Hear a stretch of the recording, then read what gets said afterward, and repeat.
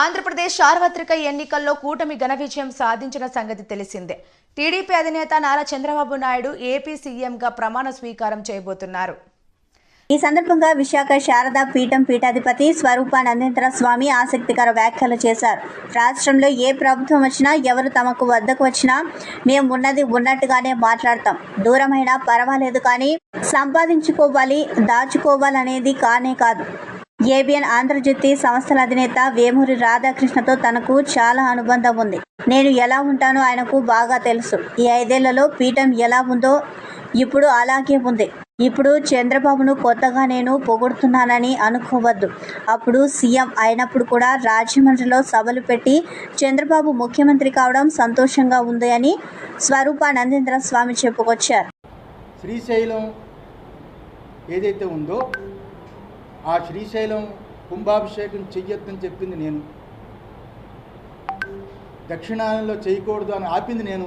జగన్మోహన్ రెడ్డి గవర్నమెంట్లో ఆపితే కోర్టుని మేనేజ్ చేసి ఉత్తరాయణం వచ్చింది కదా చేశారు. మాఘమాసం పుత్రనాశ అని ఉంది ఆగమంలో, శైవాగమంలో.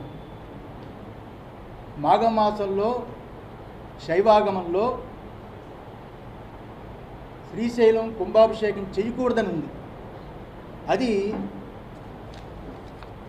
జగన్మోహన్ రెడ్డి గవర్నమెంట్లో దేవాదాయ శాఖ రాసి పంపించారు. ఇంకా చాలా ఉన్నాయి ఇందులో.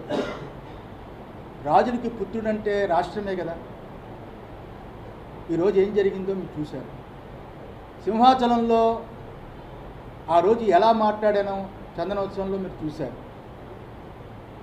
అది తిరుమల తిరుపతి దేవస్థానంలో జరిగిన వెంకటేశ్వర స్వామి నిత్యం వందలాది సంవత్సరాలు, వేలాది సంవత్సరాలు జరిగే అన్నప్రసాదాన్ని తృణధాన్యంతో మార్చినప్పుడు కూడా నేను విభేదించాను, లెటర్ రాశాను.